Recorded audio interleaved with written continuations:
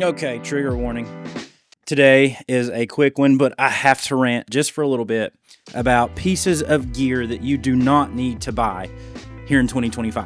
Just stop it. It's not necessary anymore.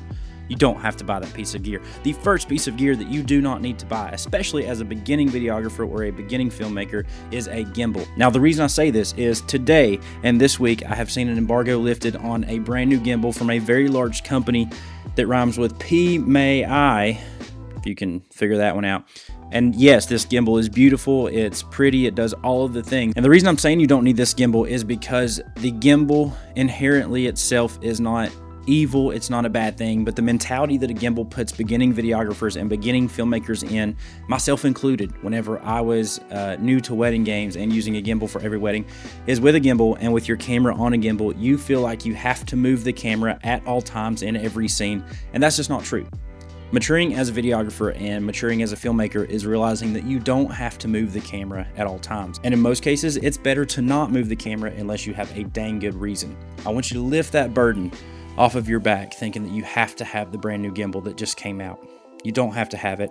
Stop it. Just put your camera on a tripod or just keep your camera in your hands. That's all you got to do. And let the scene play out in front of you.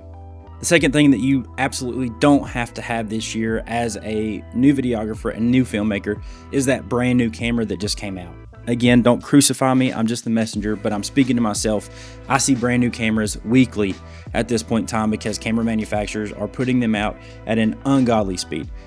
But let me tell you something, and again, this is to me. You are not going to make any better content, you're not going to make any better movie or any better anything with that brand new camera. Do you want to know why? If you were, you would be doing it with the camera that you have in front of you or in your hands right now. And again, this is a love letter to myself. This is a hard truth. This is a hard truth that I don't want to hear myself, but we have to have it. The third thing that you need to quit wasting your money on as a beginning videographer and filmmaker here in 2025 is LUT packs and bro courses.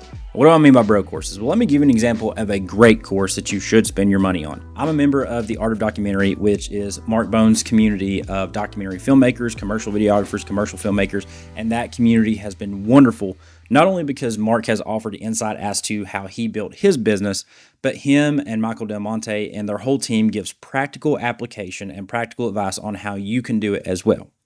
That is an example of a great course. Not only is it a course, but it's also a community that I'm still a part of, even though I'm no longer in the class that I signed up for. And with that community, I've actually gained a lot of new friends, a lot of network outside of my little hometown, and I've actually gained a lot of work. So that's sniff test number one.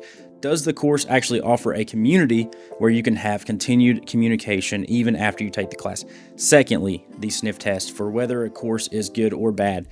Do you have practical application within the course?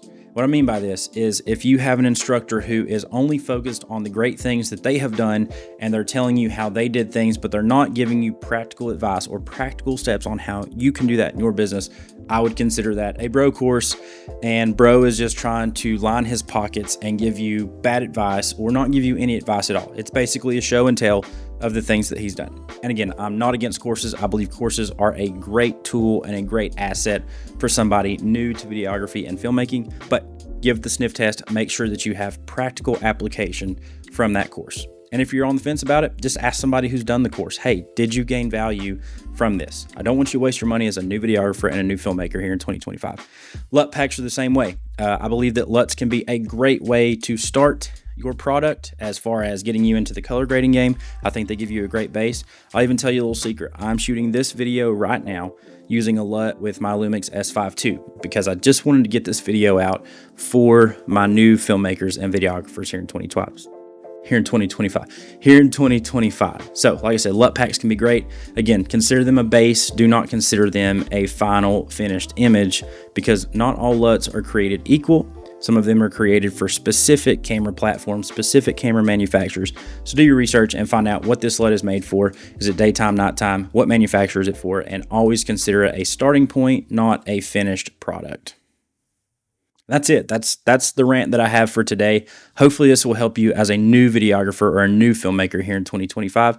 Hey, if you like this content, want to see more like it in the future, consider subscribing to the channel. I greatly appreciate it. I love growing this community here on YouTube. Y'all have a good one, and we will see you in the next.